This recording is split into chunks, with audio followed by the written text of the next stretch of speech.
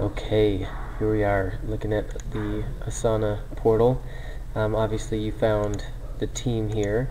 I believe you're seeing the design team. If you're not, let me know. Well, let's check here. We can check and see who's on the team member list. So it looks like you're there. Drop down the sales menu, hit cover grip, and that's where we just built out all of these assignments.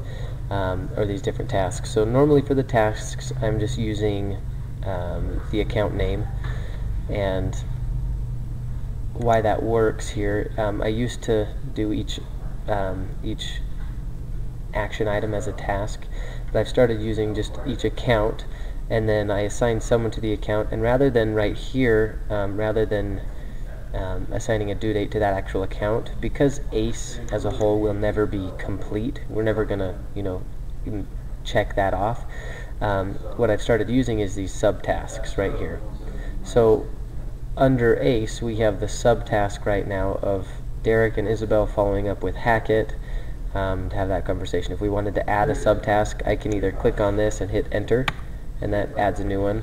Backspace will delete that, or I can just click right here and that adds a subtask.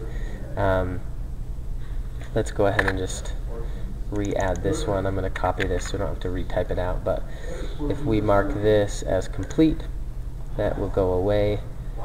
Get a little exciting animation there. So if we want to add that back on, we hit subtask here, add that on, and then we're going to add a due date of Wednesday of next week and assign that to Isabel, and there it is. So we recreated the same task there. So that's how the subtasks work. You can complete that if we want to actually get rid of it.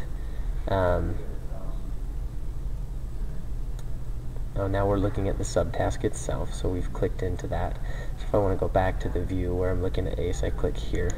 Takes me back to the actual account with the list of subtasks. What I wanted to do is delete this. I'm not even sure how to do that at this point. It's probably not a big deal. Oh, if I go into it and I drop down here and say delete.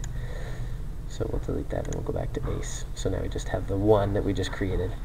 So there's subtasks, individual accounts here. I do add a, if we, for example, wanted to add a new, let's say we're going to do a redesign. Going to add that in here. Click here. I can assign myself, or I can assign someone else, and then make the task, set a due date if that was going to be something that's completed. Add a description here, but for now we're just going to delete this. Well, and then you can have conversations back and forth here.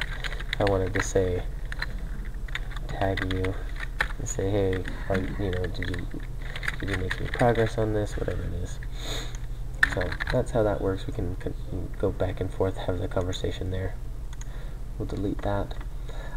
What I wanted to show you also is, rather than diving in here and saying, okay, these purple IAs are mine, you can just go to My Tasks, and that's going to show you from all of the teams you might be involved in. For you it's just going to be cover grip, but from the sales and design it's going to loop in anything that you're assigned to, and then you can organize it by due date. So I can view all my tasks, just the incomplete ones, the completed ones, and I have it sorted by due date. You can sort by project. It makes more sense for me to do it by due date, but those are the features I use. My tasks is usually what I hop into and I start working off of this list. Obviously I've got a handful of items here that are due today, and well, that are past due, and then a few that are due today. So that's where I'd hop in, go into My Tasks, and you can work out of that. Inbox will show you what has been happening most recently. So if someone made a change that you're involved in, that will be, it's kind of a chronological look at what's happened with everything you're assigned to. So I think that's it. Let me know if you have any questions.